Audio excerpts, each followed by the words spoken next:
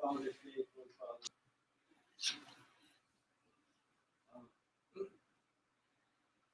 Let's take page 492. Page 492. This is my Father's world.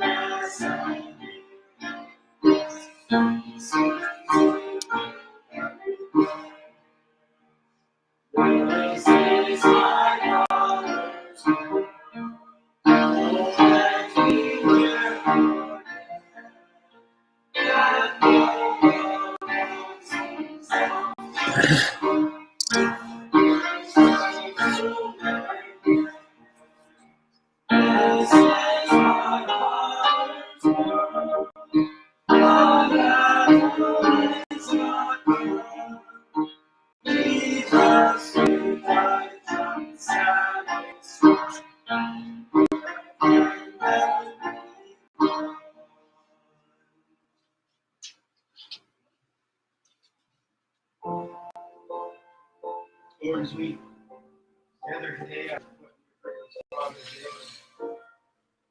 obviously thankful for our earthly father, but more importantly, we're thankful for everything that you do for us as our heavenly Father. So as we do, we're going to honor dads today. Hopefully, you'll be honored and glorified and uplifted, properly appreciated for everything that you do for us today also, Lord. As these things remain, amen. Alrighty. This is an interesting story. Don't forget to drop your offering in the offering place sometime today. Brother Ryder's coming home tomorrow, as far as I know. And so that's a good thing. And so we're not going to have to take up the offering the first week he's back. We're going to start, hopefully, easing into some more things. But anyway, we're just glad that he's going to get out tomorrow because everything goes well. Like I say that to say this, I don't know if Maggie's glad because she's going to be the buffer between him and the floor. She's going to have to follow him everywhere if he falls because she's tall. Anyway, off topic, I apologize. Retired Lieutenant Colonel Joseph Como of Greenwood, South Carolina, tells a story from his time in the military.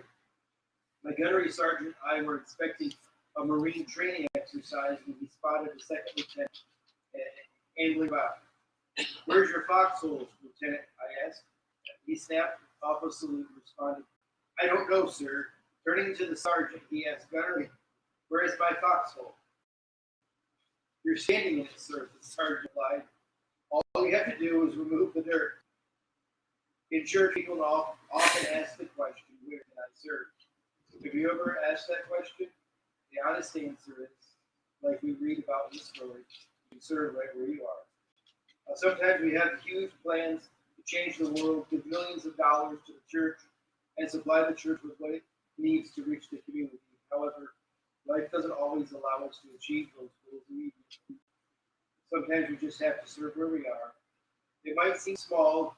You might not be able to give as much as you want to give. You might not be able to volunteer as much as you would. But your God is what we have today. Well, we're at the second song.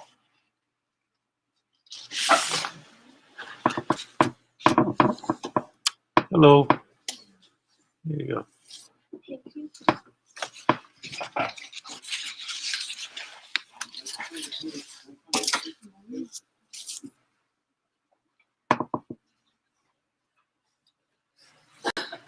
Page 162.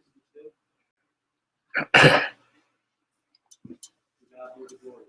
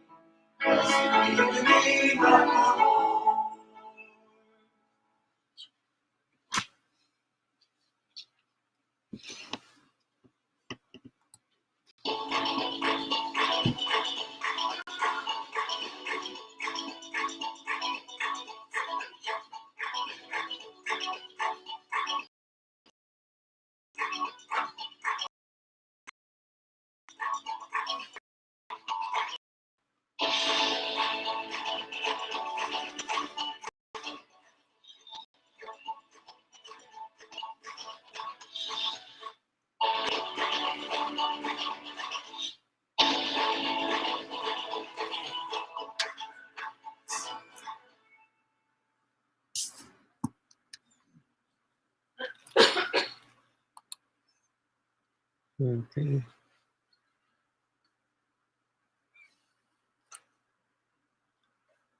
So did you want the second one done now also, or are we going to do no song? Let's turn to page 170, 175.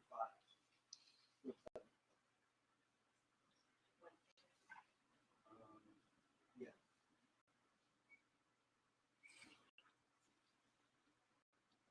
God be the glory.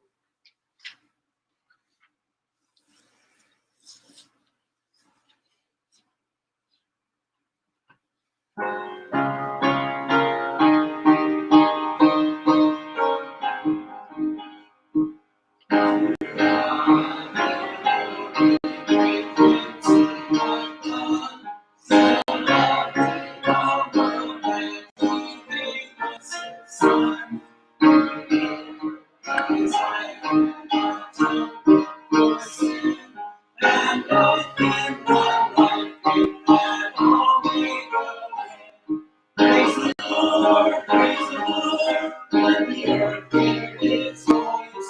Praise the Lord, praise the Lord. Let the people rejoice. Oh, now to the Father, Jesus the Son, and live in the glory, great things he hath done. Redemption, the purchase of blood, to every believer, the promise of God. As a lamp to you believe, and all men on Jesus, the pardon receive. Praise the Lord, praise the Lord, let the earth hear his voice. Praise the Lord, praise the Lord, let the people rejoice. Oh, now, to Father, through Jesus the Son, and live in the glory, great things he hath done. Great things are God's great things that come, and great are rejoicing through Jesus the Son. But pure and mighty and great will be our wonder, our transformed when Jesus we see. Praise the Lord, praise the Lord, let the earth hear his voice. Praise the Lord, praise the Lord, let the people rejoice. Oh, now to the Father, through Jesus the Son, and live in the glory, great things he hath done.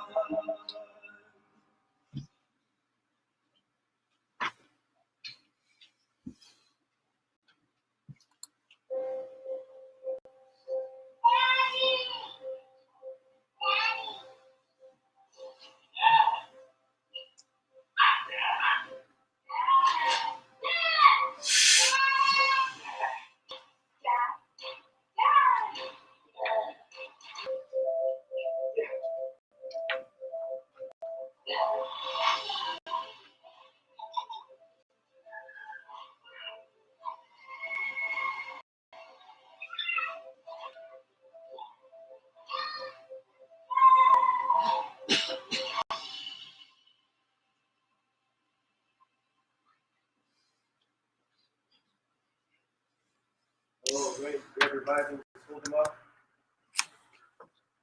My Bible, God's holy word.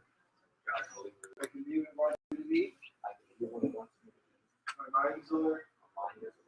My heart is receptive. I will not. All right, Ephesians chapter number 6. There, just like obviously today's Father's Day, so stick around. Get your present afterwards. The Kinder had a hard time finding them this year. So you like them, they're unique. And so, Ephesians chapter number 6. Here you go. There's just some things that it's just, I really don't understand why someone wants to be a woman. And that's not saying anything against a woman. I just don't understand why you want to be one. I'm glad for them and all of that wonderful things. And obviously, I let women feel the same way. Why would you ever want to be a man? But let's just be honest with you. There's advantages to being a man. You don't have to have a support group to go to the bathroom. Be honest with you there. If someone forgets to invite you to something, you can still be friends. You can drop by to see a friend without bringing a gift. If another guy shows up at the same party in the same outfit, you will become lifelong friends. One wallet, one season, all seasons. There's always a game on somewhere. Your pals can be trusted, never trap you with. So, do you notice anything different? If something mechanical doesn't work, you can bash it with a hammer and throw it across the room. Probably my favorite. You can do your nails with a knife. Listen, there's just some advantages to being a man. Here's some surprising facts for you. 63 million men in America don't know Christ. Never one time in their life have ever heard the name of Christ. That's in America.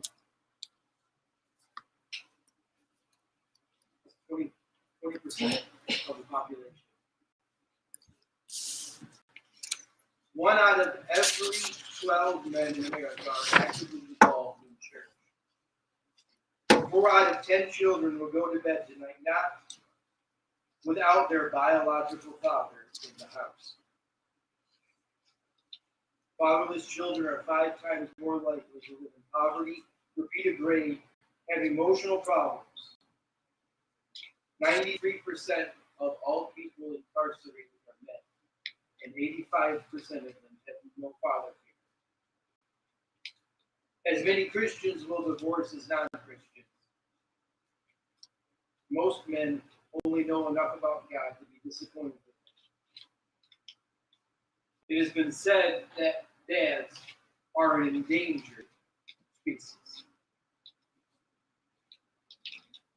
When the good news is combined with the bad, it seems like fatherhood is either poised for a great awakening or a great collapse. I read this week, and they were being somewhat funny, I think, on a pastor's group I was on. Mother's Day message. You're all wonderful. You're all great. You're all of that, and you know, Father's Day message. Okay, everybody, straighten up. That's just you're going to turn at the time. That seems to be the pattern, if you will. And that's not necessarily my goal this morning. Although I will say this, I have to say this. If you were here for Easter and you were here for Mother's Day, I had a really hard time finding a message that goes along with our theme of ownership. And I just assumed that it was going to be really difficult for Father's Day. I think I told you that. Can I just be honest with you? This is the easiest one this year. Lord's full of surprises, right? Ephesians chapter number 6, verse number 4. Ye fathers, provoke not your children to wrath, but bring them up in nurture and admonition of the Lord. Let's pray. Lord, we come before you this morning, Lord. Again, we're thankful that you allowed us to come and gather and worship you, Lord.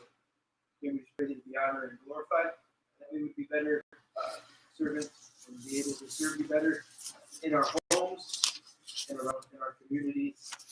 And so, Lord, we ask these things in your name. Amen.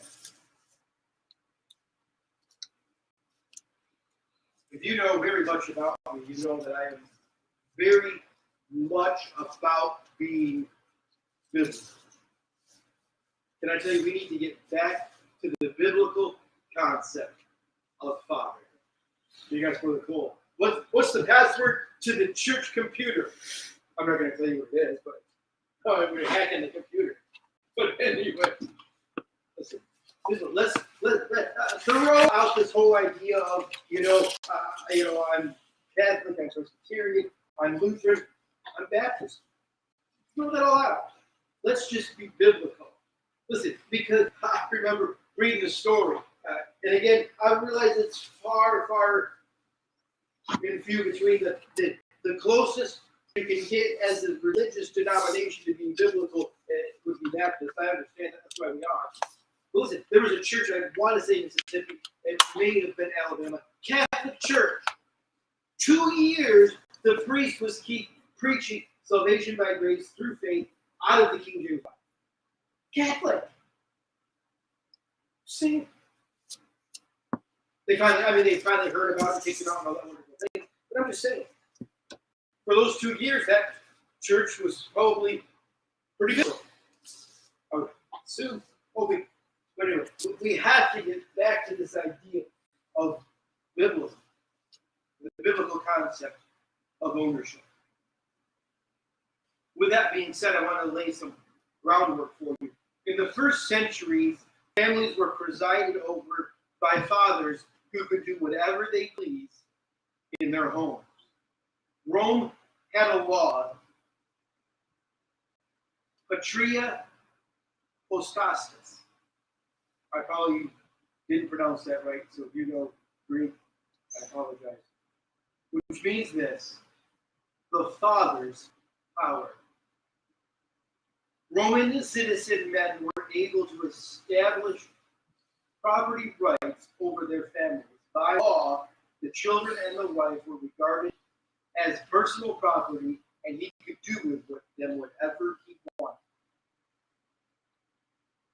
A father could disown his children, sell them into slavery, or even kill them if he wished. When a child was born, the baby was placed between the father's feet. If the father picked up the baby, the child stayed in the home. If he walked away, the child was either left to die or sold at an auction.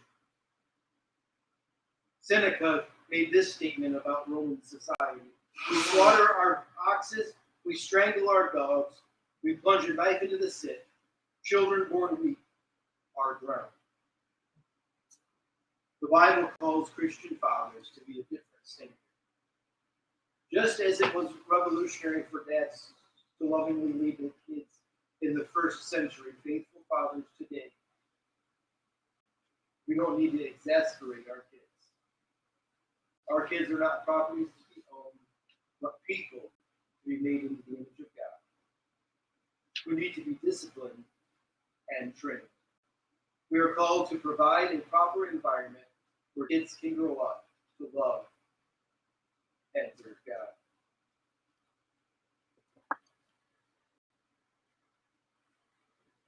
First word, well, not exactly handy, but it's as follows. What addresses dads here because he knows that we especially need to hear this. Most of us are sloppy in our fathering, not giving much thought to what we're called to do. This verse sets some pretty high standards. Paul is challenging us to see the word fathers as something you do, not something you are. It's biologically easy to become a father, but it's biblically challenging to actually father our children. So today we're going to look at 4 duties of fatherhood. Listen, we've got our own fatherhood. 3 that we should do and 1 that we shouldn't. So we're going to start with the one that we shouldn't. So we'll get the negative out of the way and then we'll focus on the positive. First of all, we'll avoid exasperation. The first duty is to not what? Exasperate our children. What does it say? Provoke, not your children. I don't know about you, but that obviously I'm a dad. There's a lot of things in the Bible that are quite simple to understand. But I understand what the definition of provoking is. The accomplishment of that, don't provoke children. Interesting way for the Lord to phrase that through Paul. The warning is designed to put us on guard against stirring up anger in our kids, either deliberately or through carelessness. Listen, we're all fallen. We're all prone to abuse our authority, and for whatever reason, when we get to heaven, you can ask God why He put us in charge. Listen, if it was up to me, with what do they say? With great power becomes great responsibility. If you understand it properly, listen, I'd love to not have to be the head of my home. Well, somebody else to take care of it. I'd sit on the back patio. And I told Kendra when we got married, and obviously I was joking, now that we're getting married with a woman, you want to do that, you can sit on the couch, eat bonbons, and eat. Watch soap operas. Listen, I wouldn't watch soap operas like sports, but I love sitting on the couch watching sports. For some reason, God put me in charge of the home, of the family.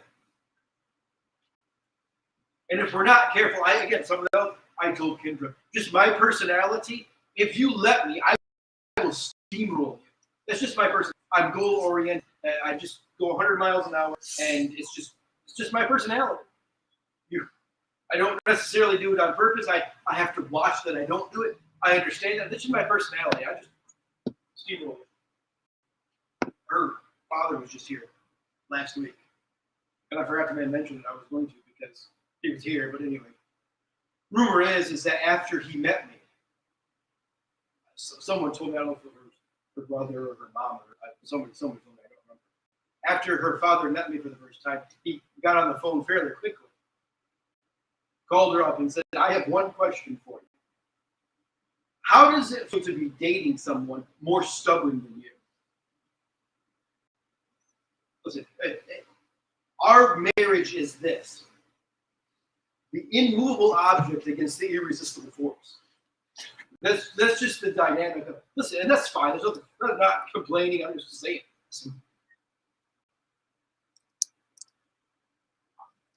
Sometimes we all have the ability, if we're not careful, to abuse our authority. And so Paul is giving this warning. This word gives the definition to rouse to anger or to enrage. Because we're supposed to stop doing something. That's what Paul is saying. Stop doing something that is common or continuous. Listen, I realize that we all make mistakes. We're all human, we all make mistakes. But if we have a pattern of doing something wrong, which is what Paul is addressing here, we need to change it. Flip over to Colossians, chapter number 3. Colossians, chapter number 3. Verse number 21. Fathers, provoke not your children to anger, lest they be discouraged. Remember that our children, in Ephesians, verse number 1, right? Remember that our children are commanded to honor us, to obey us. When we provoke them to anger, we are causing them to sin. Which makes them guilty before God for disobedience.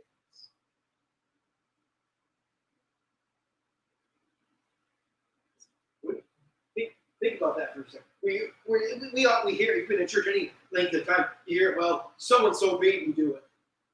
And we're like, nobody can make you do anything. And well, yes, I realize that the children still have to answer to God because they logically can make a choice not to be angry at their parents. But let's just be honest for a second. All of my kids are young. I don't know that, like I said, they have to answer to God for it. They're not socially, mentally strong enough to make the right decision, probably. When an adult does something that causes them to want to get angry. You're causing someone to say, what does Paul say? Don't be a stumbling block.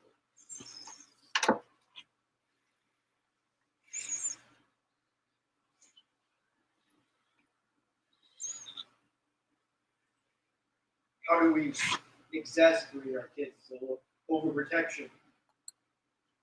We can overprotect our kids. You can anger your kids by fencing them in too much. We have to be careful that kids don't grow up thinking that we don't trust them.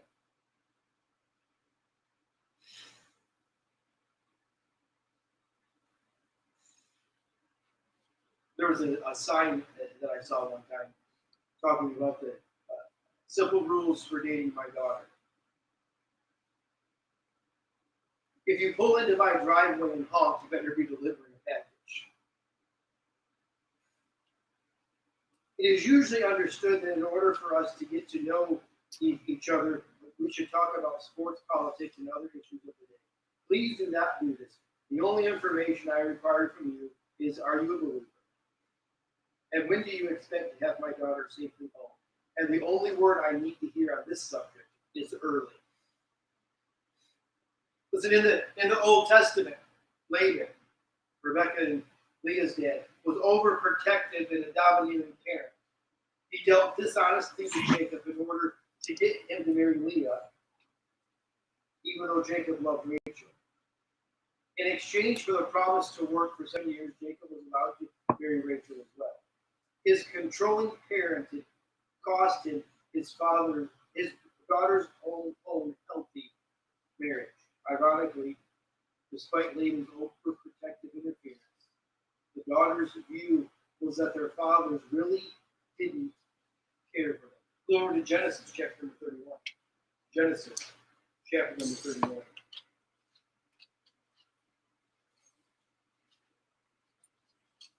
Verse number 15. Are we not counted of him strangers, for he hath sold us, and hath quite devoured also our money? So that's what Leah and Rachel were having a conversation with each other, and that's their opinion of their dad. Overprotect. Listen, overindulgence. The flip side of overprotection is overindulgence. Excessive, permissive parenting are likely to stir their children's wrath as much as the ones who stifle them. Favoritism. Honest to goodness, I know I have to be careful with this. It's lighthearted and joking in our family. That I have a favorite kid. It changes constantly, whichever one is behaving the best at the time. And it can change quickly and it's constantly changing. But in all reality, we shouldn't have favoritism. Third way is that it's showing favoritism. Isaac favored Esau over Jacob. Rebekah favored Jacob over Esau. The family experienced anger, and the two brothers were bitter rivals. You want to destroy your children, just make them inferior to someone else in the family. Unrealistic goals.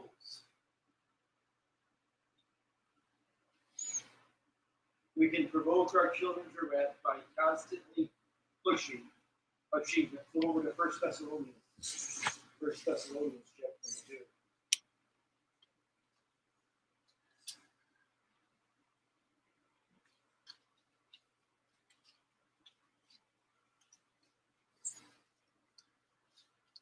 Verse number 11. And ye know how we exhort and comfort and charge every one of you as a father does his children. Well, it is true. We just read that one of the responsibilities of us as fathers and as mothers and as anyone who's in the lives of children to exhort and to charge children. It also says that we're supposed to comfort them. Kid comes to us and so and so stole my candy, so and so took my ball. Listen, as adults, really, if Sammy, if you came to me and was like, so and so took my candy, I'd be like, get over it. Listen, it's not that big a deal. It's a piece of candy. But listen to that. Kid is the most important thing in the world. It would be like Sammy coming to me and saying, someone stole my car.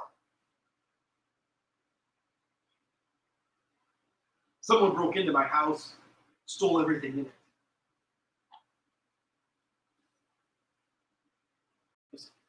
We're supposed to comfort them. When they come to us with a problem, we don't just push it aside because it is the most important thing for them. Discouragement. Back in Colossians.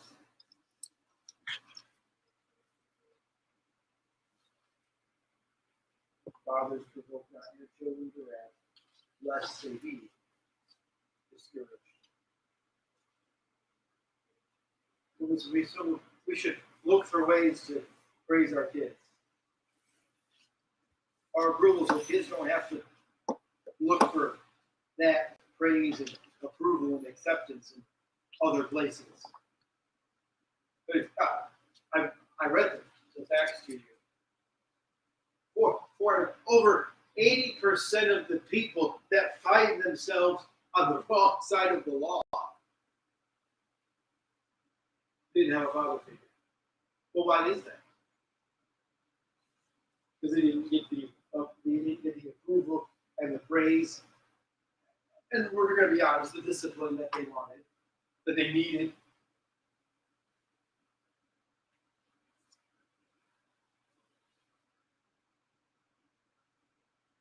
Remember this: a child learns what he lives. If he lives with criticism, he doesn't learn responsibility.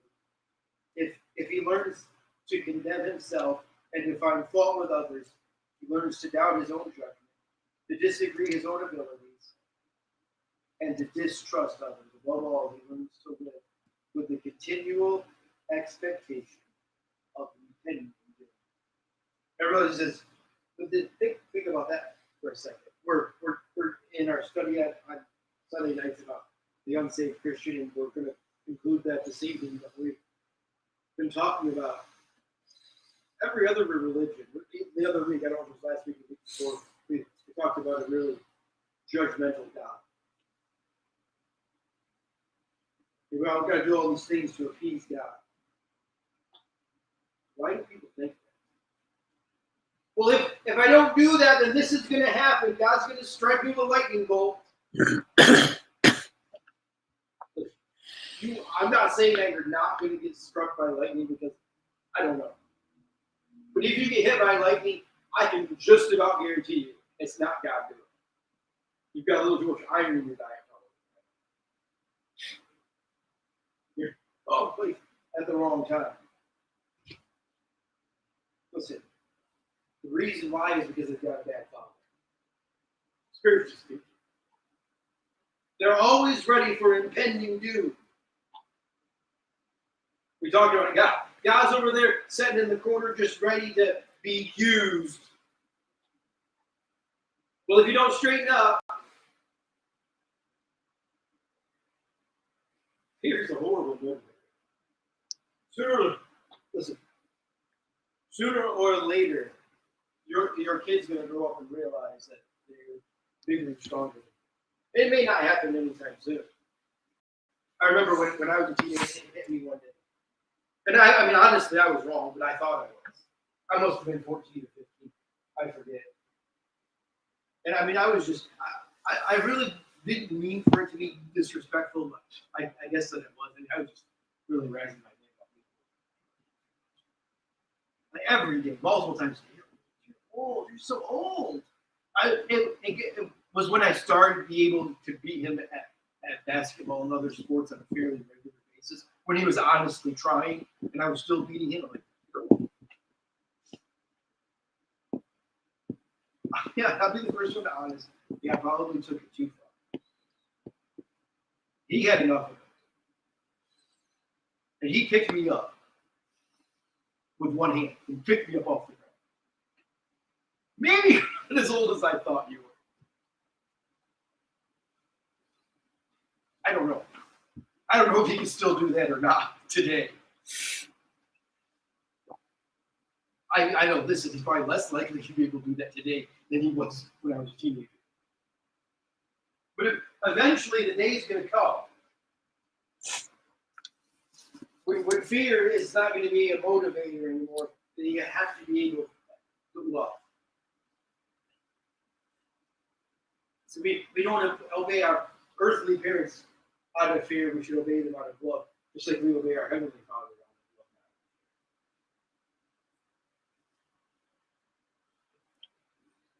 Neglect.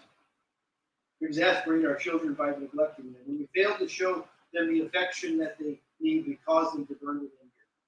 We can neglect our kids by never being home, or we can do it by not being involved in their lives.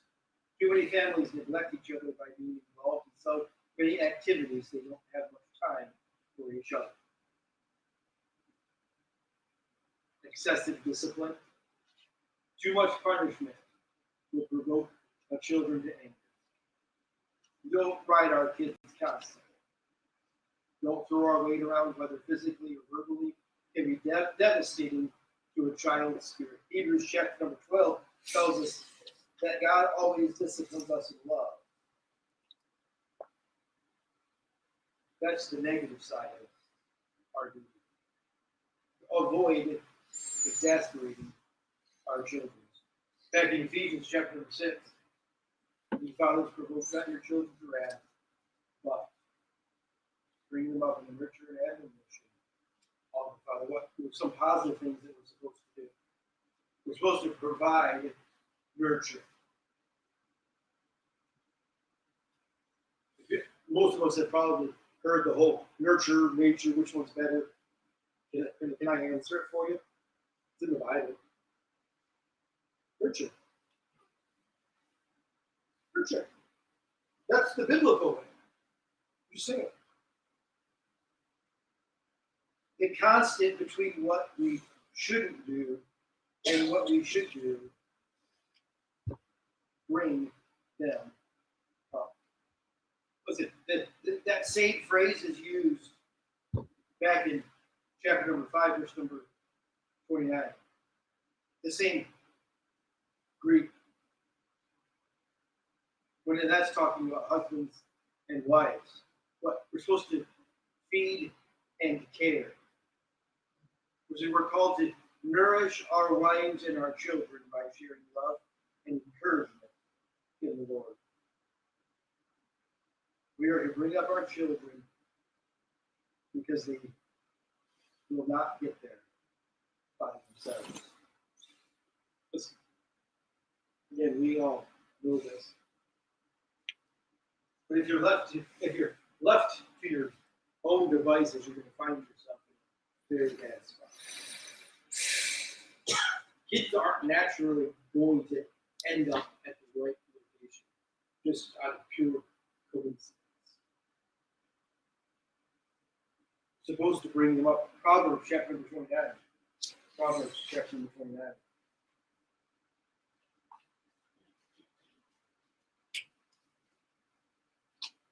Verse number 15. The rod and reproof give wisdom, but a child left to himself bringeth his mother to shame.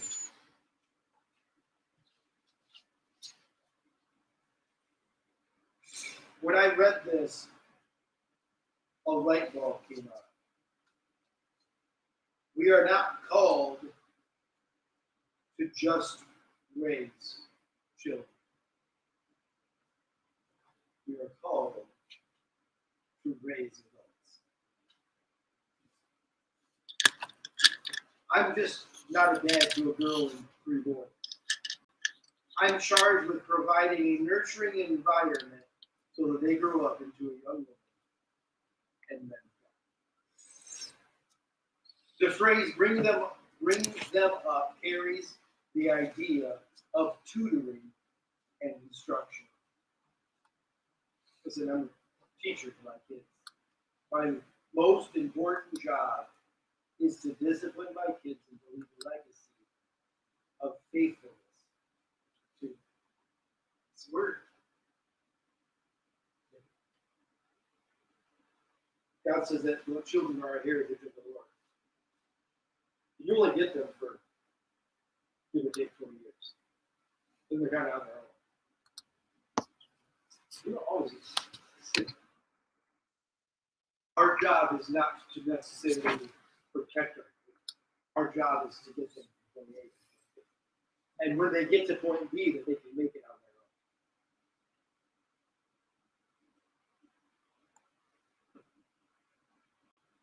their own. According to a 50-year-old study, most young adults who follow Christ either come from homes where they grew up in the love with Jesus because mom and dad were in love with Jesus. Their parents' passion for Christ permeated their lives and passed through them to their kids. Very few believers came from homes where there was a kind of indifferent commitment to Christ. It's sobering that the chances are better for a child, the child growing up in a non-Christian home to become a sold-out believer than a child growing up in a spiritually lukewarm environment. Despite Paul said, I'd rather you be cold than hot. Cold and lukewarm. Obviously, the best thing is to be hot.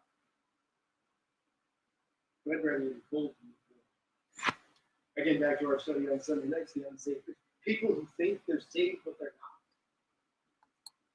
What? They grow up in a Christian home and they can answer all the questions right.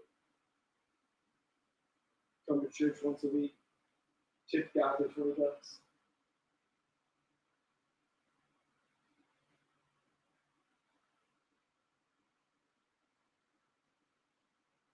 When I was a teenager, Dr. Keenan, pastor at First Baptist Church in Medford, made this statement. In his experience, 80% of pastors, missionary evangelists, full-time Christian workers, 80% have at least one kid that doesn't serve God. 80%. Listen, I realize kids are free will. I understand that.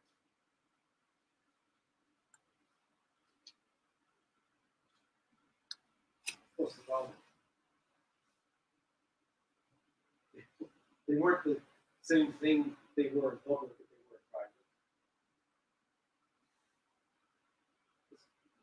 Inconsistency is the absolute worst thing that you can do. We're going to look at that a little bit tonight as we conclude our series. Listen, inconsistency, just be listen. You may make the wrong decision. As parents, you might make the wrong decision. You're not perfect. Grandparents, listen to this. You had your chance. You messed up your kids. Now let your kids mess up your grandkids. Because that's just the way that it is. You're going to make mistakes. Grandparents may, listen, an overly involved extended family. Listen, you had your shot. And now, yes, I understand that you're there to help. And if you understand your role properly, it's a tremendous blessing. Listen, you weren't perfect. Your kids aren't perfect. Your grandkids aren't perfect. Just be consistent.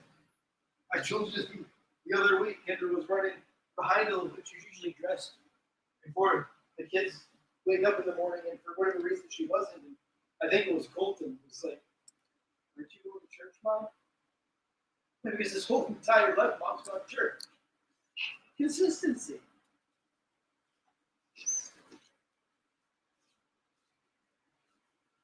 Proverbs chapter 13. Proverbs chapter 13, verse number 24. He that spareth his rod hateth his son, and he that loveth him chasteneth him. Let's just be honest, providing discipline. The word translated admonition carries with it the idea to rebuke or to warn. Literally, it means to place before the mind. Listen, there's consequences for your decisions. And again, as adults, you understand that. Kids don't really understand that. That's why we have to bring them up. We have to get them to realize that there's consequences for your decisions. Then we talk about freedom. You have the freedom to do whatever you want. But the consequence, you can't control the consequences.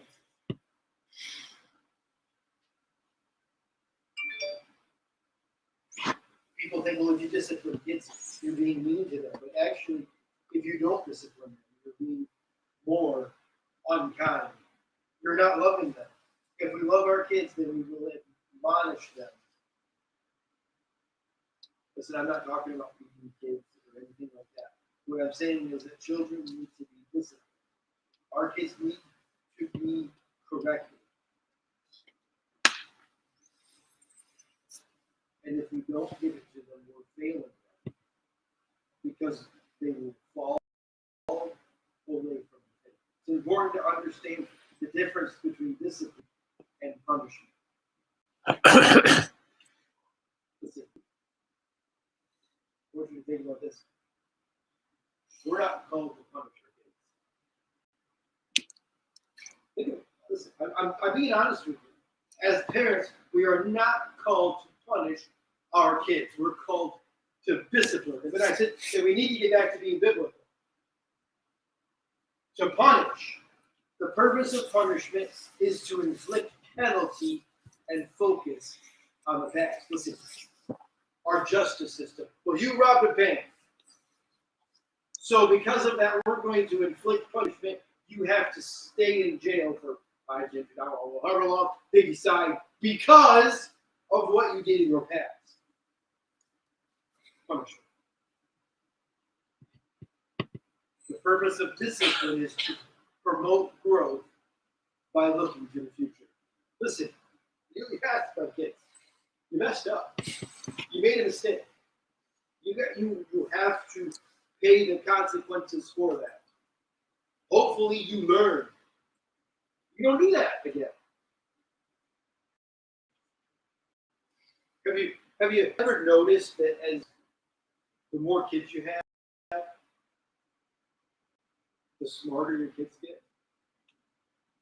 I don't know about you, but it seems like Cleveland's always going to go forever. Justice, not so much. Colton? Well, I mean, Joelle's the girl, she's the princess. She's perfect, right? But what? They can learn from, oh, the brother did that. And if we're consistent as parents, then if I do that, and I don't want that consequence, so I'm not going to do that. So they learn.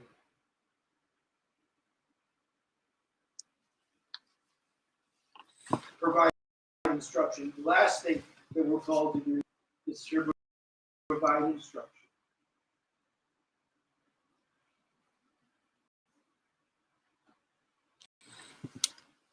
To say that Jesus is Lord means that he is the rightful king of the universe and ruler over the entire world. He is commander of all the armies of heaven. He is triumphant over sin and death and pain and hell and Satan, and he'll one day establish his righteous kingdom. We are to bring up our children to hope and to realize in the triumph of God. We bring up our children to find their place in the triumphant kingdom, causes them to put their trust in Lord Jesus. Bringing them up to see everything in relation to the victory that God has given us.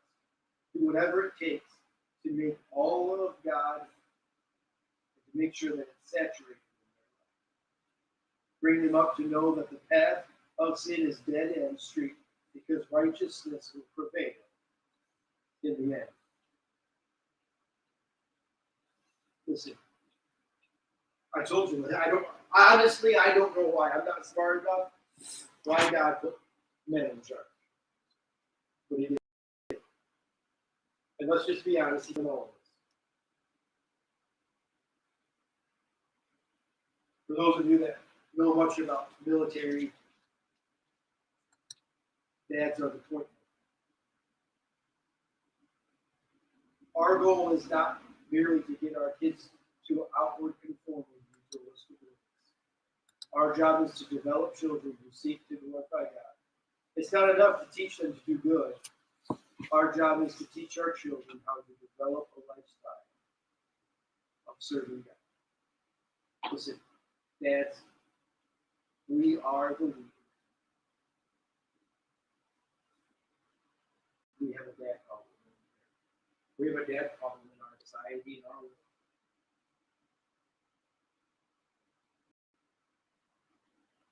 I said it, we were going to make mistakes. So we're going to Malachi chapter 4.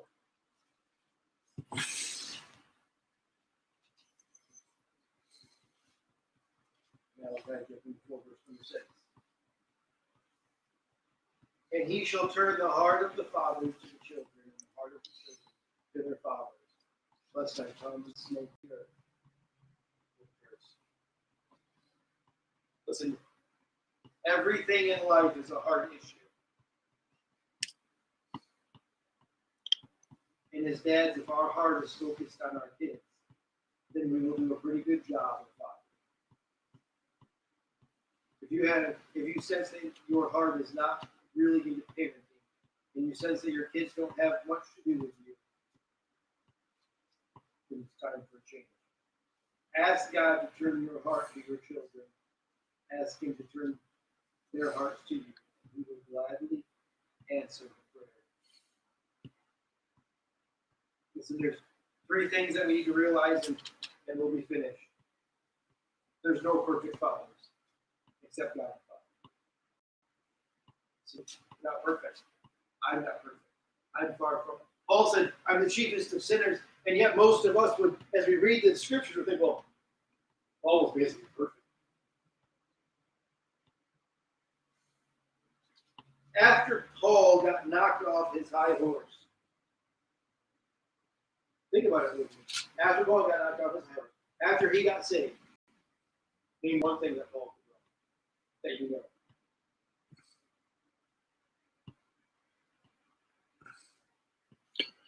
I can't think of one. I don't ever remember reading one. Listen, I'm named, my first name Joseph, last the middle name Daniel. Listen, I'm named after 2 people in the Bible that the entire life, not one negative thing was ever mentioned about them.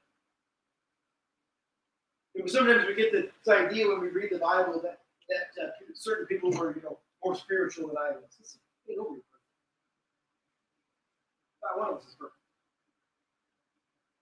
Listen, all of us can be better. We can be better dads, better moms, better grandparents, whoever it might be. All of us can be better. And we don't have to do it alone. We don't have to do it alone. We'll close with this story. A man came home from work late, again, as usual, tired and impatient. His son was waiting for him. He asked, Daddy, may I ask you a question? The dad replied, sure, what is it? Daddy, how much money do you make an hour? The dad got mad and said, why do you need to know? The little boy said, I just want to know. Please tell me. The dad, wanting to sit down and relax, said, if you must know, I make $20 an hour. The little boy asked Daddy, may I borrow $10?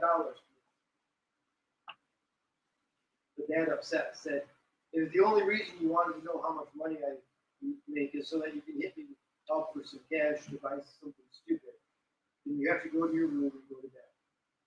The little boy quietly went to his room and shut the door.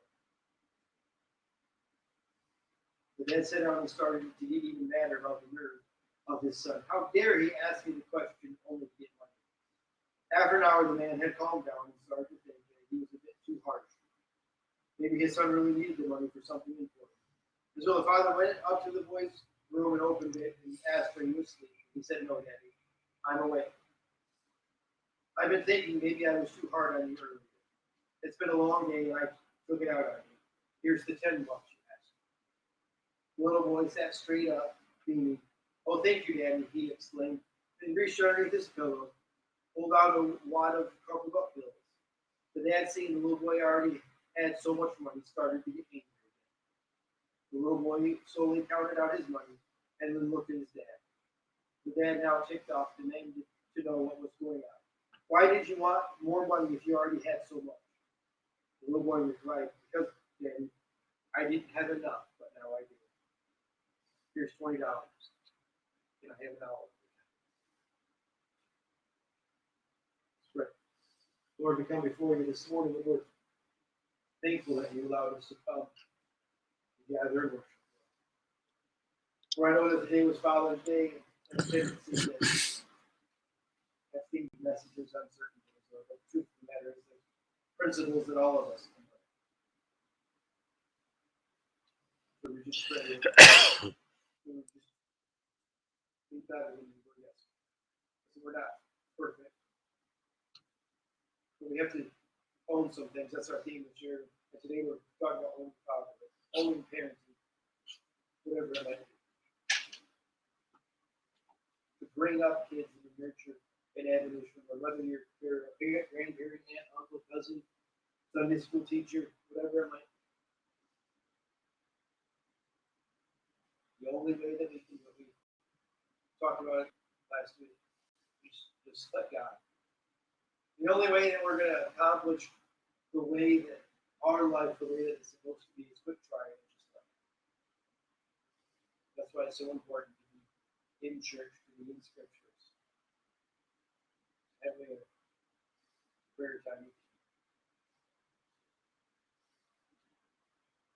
As the piano begins to play, I don't know how the Lord necessarily spoke to your hearts this morning, but the altar is open if you need to do business with Him.